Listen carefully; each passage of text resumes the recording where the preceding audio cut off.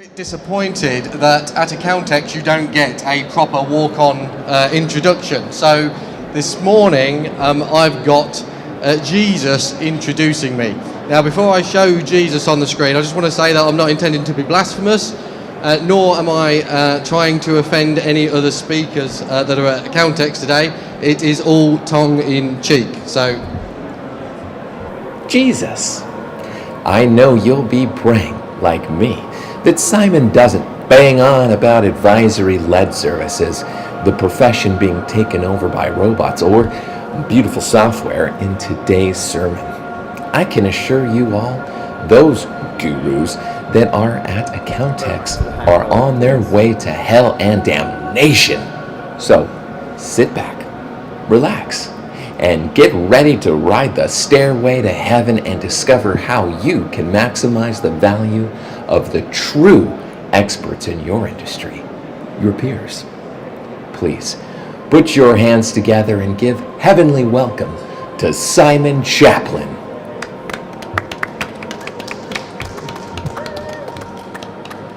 thank you.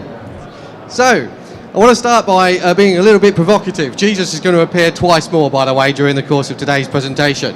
I would argue that everybody wants to go to heaven, but nobody wants to die. Very few people want to put in the effort that's required in order to get to heaven, or whatever your definition of success is. And during the course of the 2 days, I've had lots of conversations with lots of accountants about all the exciting ideas and things that are going on within the environment here today. But I always go back to them and say that the value, the quality of any event, whether it be today, Accountex, any webinar or training that you go to, is completely dependent on the action that you take after the event. So today I'm going to be provocative, deliberately provocative, and challenge you to think about your businesses, your practices a little bit differently to the forgive me, waffly conversations that you've had with regards to the 7 steps to attract new clients or the 10 ways to revolutionize your practice, etc., etc. Because for me, all of those conversations are like sticking wings on a bike. So you come here today, you've got a bike, you have conversations, and somebody sells you a set of wings. And if you stick wings on your bike, it will not make it fly. So for me, I'm all about challenging you on turning that bike into an aeroplane so your business, metaphorically, can take off and go to where you want to. But it's not a quick fix. So I'm going to share some ideas and challenge you, but it needs your time and thinking in order for you to develop your business. So I would like to start by sharing the Johari window. So Boston Matrix, lots of consultancy things appear in 4 squares. And we have things that I know about myself, and then up the left-hand side we have things that people know about me. So we have the known, things that I know about myself, and the things that I don't know about myself. And then up the left-hand side we have things that you know about me, and things that you don't know about me. So in this bottom box, if I was to tell you that I'm a big Game of Thrones fan, so I love Game of Thrones, I know that I like Game of Thrones, and now that I've told you, you know that I like Game of Thrones. Now, if we move up a box into the known to me, so I know my favourite sexual position. Yeah. Now, I will put money on the fact you don't know what my favourite sexual position is. But if I told you what my favourite sexual position was, all of a sudden that moves down into the green box. On the right-hand side, we have things that are unknown to me, but you know them about me. Now, I could be stood here today with my flies undone. I don't know that my flies are undone, but you know that they're undone. And until you tell me, it doesn't move again into the green box. Now, within the mastermind context, and you will have had this in various conversations with customers as well, you will be able to sit there and look at somebody, be talking to somebody, and you'll be able to say unconsciously, that's not the real problem, that's not the thing that's the matter. This is what the real problem is. So in that scenario, that's things that you know about somebody else, but they don't know about themselves. And they need to, generally speaking, through coaching, discover that. Now the top box is where the magic happens.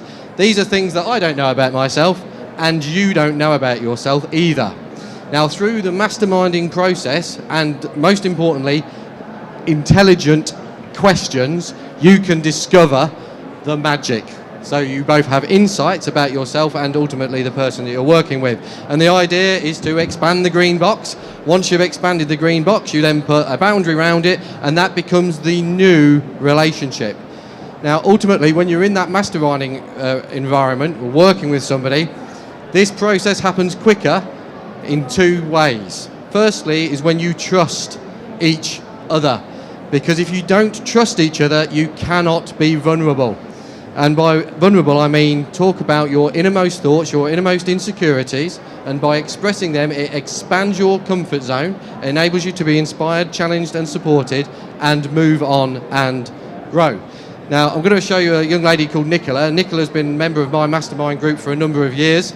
Nicola was vulnerable in the group around her own self-worth, but by having a conversation within the groups, she managed to add 10% to her prices overnight. She just did it, carte blanche. So her net profits went up by 18% instantly. All of her invoices are sent out monthly, went up by 18% instantly, and she wished she had done more and she had done it sooner. So that's Nicola. So by being vulnerable and talking about the problems that you've got, the challenges that you've got, which are very often different to the problem that you're presenting, you can grow and move forward. Another Boston matrix. I'd like to share with you, just to provoke you, the different types of mastermind. So along the bottom, we have industry-specific masterminds and non-specific masterminds. So what I mean by that in the accountancy sector is if it's a specific industry, all of the members are accountants within that group. The non-specific are different industries. So there might be an accountant, a dentist, a doctor, an HR consultant or something like that. So an industry-specific environment is just for one industry, whereas a non-specific comes from different areas. And then at the left-hand side, you have the dirty word, the paid word. Are you paying to be a member of the group? And obviously you can either pay to go along to the group or you do it for free. And I have some opinions on whether that's obviously good or bad, and I will share them. The object of today is to get you involved in masterminding. Obviously, if you'd like to do it with me, I would love to have a conversation with you about doing it with me. But if you do nothing more than go away and get involved in masterminding, you will have made, in my mind, a huge step, a sometimes difficult step, but a huge step forward. So, what happens? Well, if you pay somebody, you are much more accountable. And if you're accountable, you are much more likely to do something. So, the more you pay, the more the accountability goes up. Now, the downside of accountability is it becomes much more difficult. So the sociability of it goes down. Because you're investing your time and the money, they become more difficult conversations, more challenging conversations, and therefore it can be at times less fun. Now, that's not to say that if you're in a paid mastermind, it's not fun, but it tends to be more serious. And then across the bottom, it's more focused. So if you're in a group specifically for accountants, people will talk about software specifically for accountants, so it will be accountancy software. If you're in the non-specific group, you will generally speak about non-specific software. So you might talk about CRM that's non-specific for accountants. And then across the top, I've put challenge industry norms. And for me, as you're over on the right-hand side, because everybody's within the group and they know how accountancy works, they are much more likely to challenge the preconceptions. Whereas when you've got a more general audience, a more general conversation, sometimes you talk and end up talking more generally. So down the bottom left-hand side, we have networking. So not paid and not industry specific. What happens? You turn up, you have a good time, and if it's not facilitated properly, you tend to have a conversation about how you can exchange business with each other, because that's a comfortable, safe environment for people to have conversations. So they tend to talk into networking groups. Now, I am a member of a non-paid for group, and it's not industry specific, and I get tremendous value out of that group because of the diversity within that group. But there's a warning that if you have something set up like that, that it doesn't become a networking group, a lead generation group. Over on the right-hand side, we have a peer group. So this would be, if you don't come and have a conversation with me later, this would be my recommendation to you, and I'm going to give you all of my resources in order for you to be able to go away and speak to 6, 8, 10 accountants that you know in and around your area in order to be able to run your own peer group, your own mastermind. I started masterminding in a peer group off the back of joining AVN many years ago. That peer group still runs and we still meet regularly. It was one of the things that revolutionized my practice.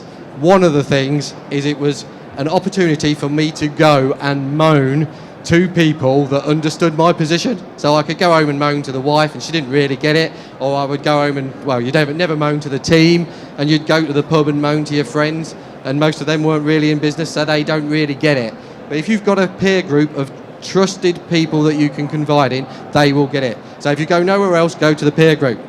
Then up on the top left hand side we have the formal networking groups, formal masterminding groups like Vistage or Academy for Chief Executives, or there's a whole number of different people out there that will take your money in order to mastermind with you on a non-industry focused way.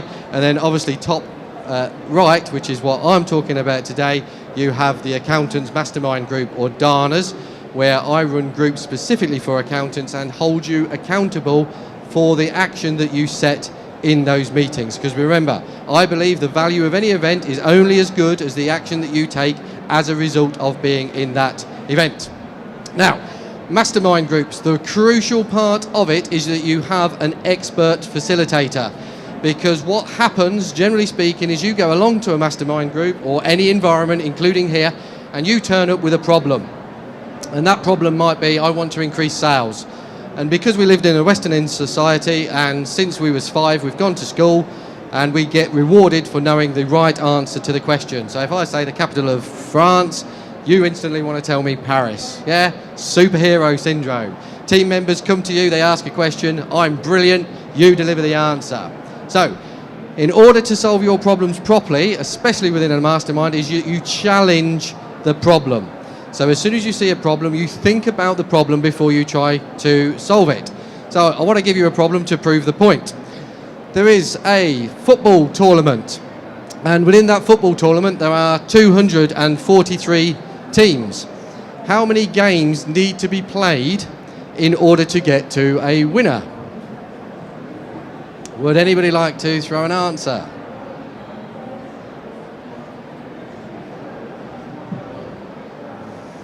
No. So, 243 teams in a football tournament. There is, how many games does it take to get a winner? Some of you would have gone, blimey, that's an odd number. I can't work that out. Let's just give up. Let's not bother. Some of you would have gone, 243, well, that's about 240. Divide it by 2, that's 120. Divide that by 2, that's really difficult, because then I've got an odd number at the end and the 3, etc., etc. So what you nearly all will have done is, despite the fact that I told you that people try and solve the problem that's presented to them rather than thinking about the problem, you will have all tried to solve that problem. Now, 243, if you think about the problem, the question was 243 teams in a competition. How many games does it take in order to get a winner? Now, if you'd have thought about the problem, you would have said, well, how many winners are there in a game? 1. How many losers are there in a game? 1. How many winners are there in the whole tournament? 1. So that means there must be 242 losers. How many losers per game? 1. So there's 242 games that need to be played in order to get to a winner. And that's relevant to the number. If you had 763, it would be 762 games. So despite the warning about trying to solve the problem with it before you thought about the problem, everybody goes to solve the problem. And that's why having a paid, very skilled facilitator, that's why you get to the problem. We get to the solution. So it's always, whenever we have a problem presented, we always go through a 6-stage process. Step 1 of that process is to find the problem, is to analyse the problem. Once we've worked on the problem and we've shared the problem, and then we analyse the problem, we ask problems around the question. Now, the example that I'm using on the stand is around a mastermind group that I was involved in 2 weeks ago, and one of the business owners sat in the group and said that his problem was social media. So he was spending all evening answering social media requests, whether it be Facebook or Twitter or LinkedIn. Now, if we'd have worked on that as a traditional problem, we would have come up with all sorts of solutions as to how to reduce his social media, like do not disturb and autoresponders, etc., etc. But we didn't take that as his problem. We started asking questions around it.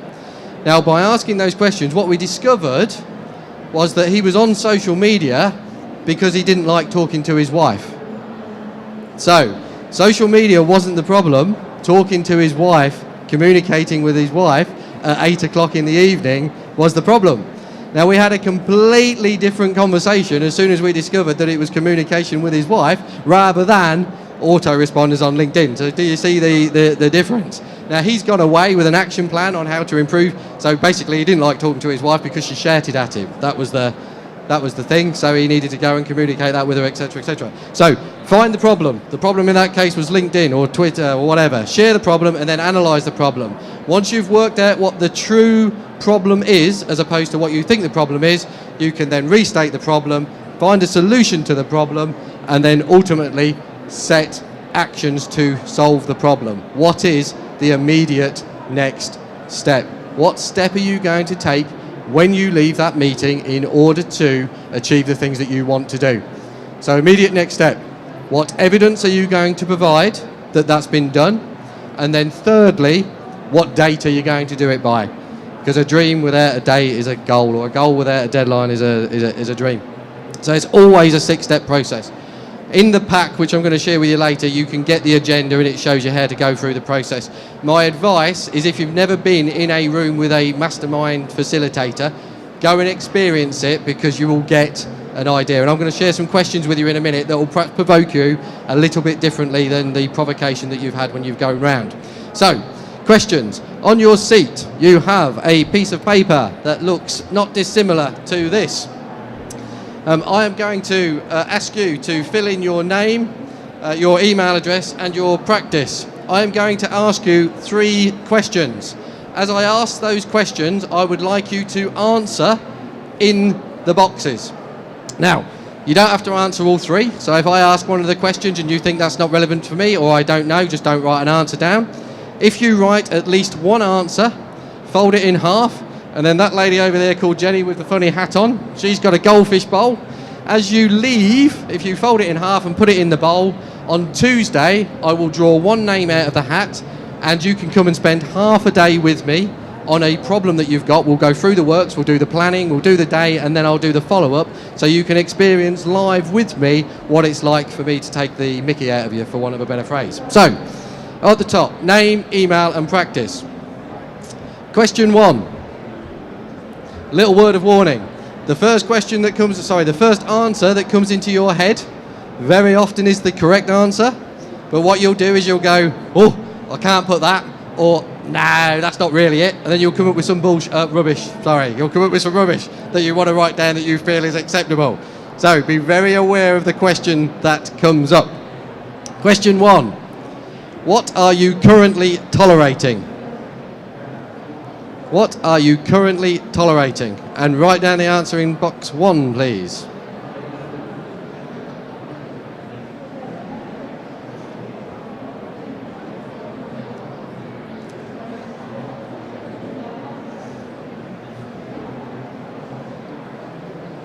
I don't need war and peace.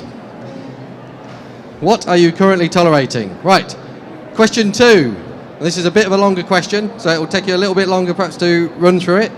Question 2 is, where have you allowed the new, shiny, exciting idea to overtake your priorities for the quarter? And if you don't have written down priorities for the quarter, put what priorities? Exclamation mark. So where have you allowed the new, shiny, exciting idea to overtake your priorities for the quarter? This is sticking wings on a bike. Yeah, so you come here today, you've got loads of ideas. I know you'll have loads of ideas, but the potential is you're sticking wings on a bike. So where have you allowed the new, shiny, exciting idea to overtake your priorities for the quarter? Write that down in box 2.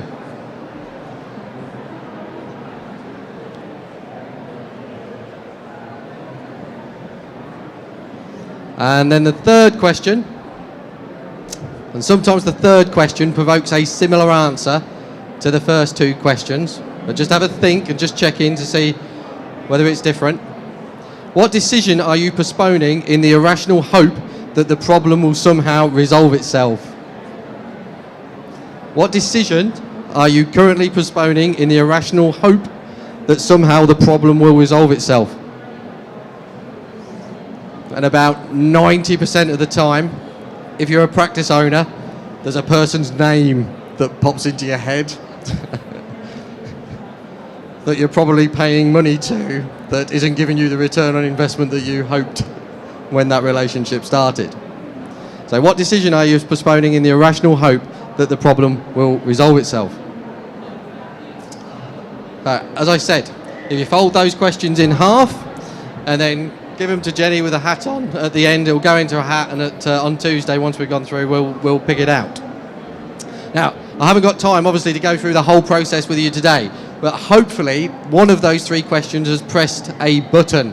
So instead of the usual rubbish about I want to increase sales, I want a better team, you've come up with something that is tangible that you can take some action on. So you now need to go away and think about that problem. There's no magic bullet, no silver bullet, magic fix or anything like that. You need to go away and think about the problem and come up with the action and do something about it. Now within the mastermind groups that I run, as I keep saying, I am passionate about people taking action. Everybody, before they leave the meeting, records at least 3 actions that they are going to do before we are next together. Those actions get recorded in a piece of software called Coach Accountable, and then over the next 2 months before we meet, I monitor, harass, nag, whatever language you want to call, to make sure people are doing what they said they're going to do.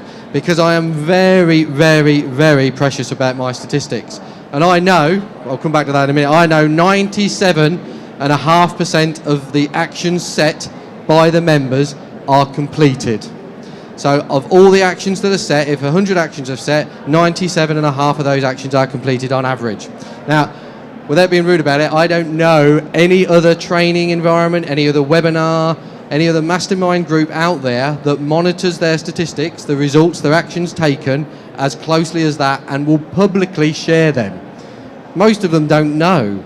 Most of them, at the end of the meeting, they just go around and say, what are you going to do? And you say, oh, I'm going to stick wings on a bike. Like, brilliant. When you come back next time, tell us how you got on, yeah? And then next time when you come back, they don't even ask the question. But I am passionate about that number. I have fired people from the mastermind group because they have not continued to implement actions. Now, you don't need Coach Accountable in order to be able to do that. You can have a action plan. Again, that's in the resources that I'll share with you at the end. And then use a glorified Excel spreadsheet, if you like, to record those actions and make sure that people do it. But this is where it's important that there's some accountability, because if there's nobody being paid to run the group, very often nobody can be bothered in order to make sure that you're doing it. So that part of it is the unfun part, but it's the part that where you get your return on investment. Now, it can be fun.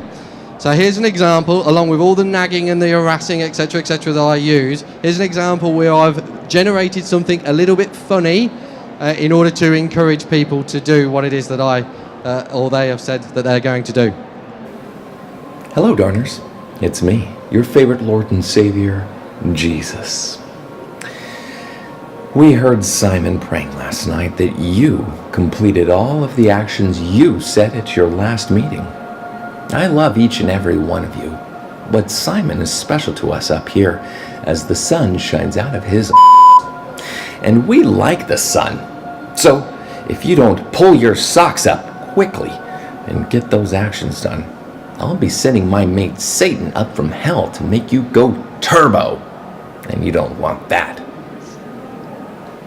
Love and peace to you all. So the turbo reference is specific within that group. So we talk about going turbo because of a conversation that I had with somebody else. But as you can see, as much as it can be serious, there is also the lighter side of actually developing and moving on. Now, in the audience, we have a young man who has been a privilege to work with over the years that has had some dramatic results.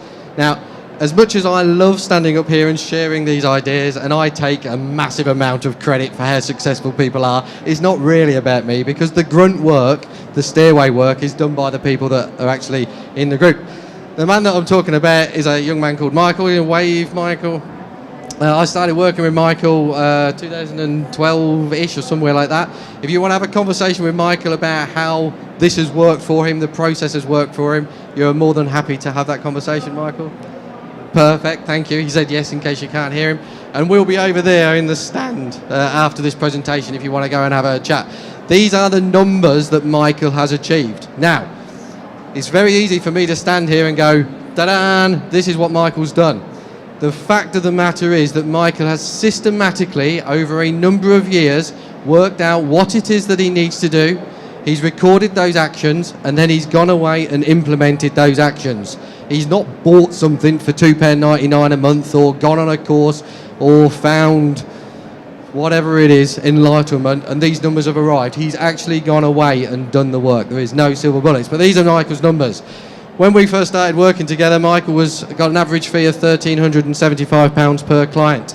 That is now at best part of £3,500. In addition to that, he has only increased his number of clients from 229 to 240. So the quantity of work hasn't gone up necessarily, but the turnover has obviously gone up significantly because of the work that he's done.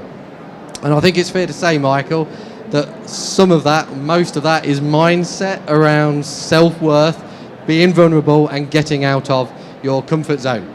When we first started working together, Michael was collecting £3,000 a month by direct debit. He's now collecting over £32,000 a month by direct debit, and more perhaps surprisingly, the debtor days was at 95 days. That is now at minus 18 days. So Michael has negative debtors. But perhaps the one that I'm more proud of, or being associated with, is the work that he's done with his team, because I'm passionate about working with the team. I've lost count of conversations where accountants have said, my team's rubbish. Well, the only reason why your team's rubbish is because you're rubbish, because if you wasn't rubbish, you wouldn't have recruited them in the first place if they really are rubbish, or you would have trained them to get better. So it's your responsibility, yeah? It's you that's rubbish. But in Michael's case, Michael's worked with one team member in particular, so he's gone from 3 team members to 6, and he now has one team member that's looking after £150,000 worth of GRF. Now, the reason why I'm so pleased about that is because I've done a similar thing within my business. So Mark, David, Nathan, Nicola have grown into effectively practicing accountants. And the doubt in my mind around my self-worth was whether that system could be replicated. And Michael's gone out there and done it for me. So there's Michael's numbers. If you want to have a conversation with Michael, go and see how he feels about it in real life. So that's Michael. If you want to have a conversation with me, if you want to be provoked, if there's anything that's come up on those 3 questions where you want to talk to me, I am directly over there after this presentation. Come and have a chat. If you want to email me because you don't want to have the conversation in public, I'll more than gladly do that, and you can connect with me on LinkedIn. My mission is to inspire, challenge and support. I get a massive buzz out of people doing stuff, taking action. I like stupid questions, because stupid questions are easy to answer. So if you think I can't ask that because it's stupid, come and ask me, because I can resolve it. If you do nothing more as a result of listening to me today, what I implore you to do is go to the accountantsmastermind.com/Accountex. Stick in your name, email address and telephone number, and by return you will get an email that includes download links to these 4 resources. And this is basically everything that you need to do to set up a mastermind group of your own. So you'll get the full agenda with a description of what happens in each section of the day. You will also get my best practice sheet, which enables you to share ideas in a more light and fluffy way than the hot seat. You will also get a copy of my action planner, and the most difficult one that challenges people to fill in is the hot seat preparation sheet. So, because it makes you think about what it is, what your real problem is, as opposed to the problem is that you're presenting. So, fill in the details and they'll be over to you in a jiffy. So that just leads me to say thank you very much for listening. And of course, I couldn't not finish without bringing Jesus back. So I'm going to finish with Jesus, and then I'm going to run over there, and you need to put your little slips for your 3 questions on in your goldfish bowl with Julie. Hallelujah! How brilliant was that? I've sent down from up high everything you need to run your own mastermind group. The agenda, the action planner, the best practice, and the hot seat. And it won't cost you anywhere near 30 pieces of silver. To get it all right now, go to www.theaccountantsmastermind.com/Accountex now. Remember, this afternoon, Simon is on stand 1192, so go and see him if you are looking for any divine inspiration in your practice. He never prays for gold, frankincense, or myrrh, but he does love a good round of applause. It's time, congregation, to put your hands together and show your appreciation for the angel Simon Chaplin.